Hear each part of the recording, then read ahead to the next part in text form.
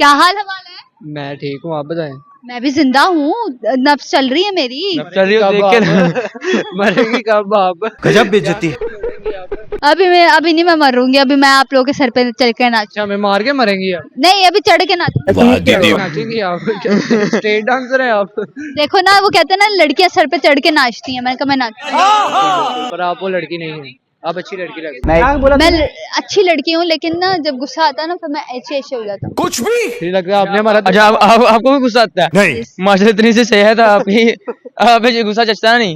मेरा गुस्सा भी आपने देखा नहीं। शुरू होते ही खत्म हो जाना है। नहीं, मेरा एक गुस्सा चीख मारनी है, वहाँ हम डरा के भगा देंगे। अभी यहाँ पे एक बंदे पे निकलना चाहता है लेकिन निकल नहीं रहा है। बेटा अभी ये नीचे कॉकरोच आ गया ना, चलो जी भागो भागो भागो, वो बोल रहे हैं। नहीं नहीं नहीं नहीं नहीं, मेरे घर में अपने बहुत ज्यादा जानवर है, मैंने खुद जानवर बहुत रखे। चूहे पाले हुए हैं आपने? मैंने बिल्लियां पाली हुई है, वो चूहे आने नहीं देते। इसलिए आपकी शक्ल बिल्लियों जैसी है। Thank you thank you thank you thank you.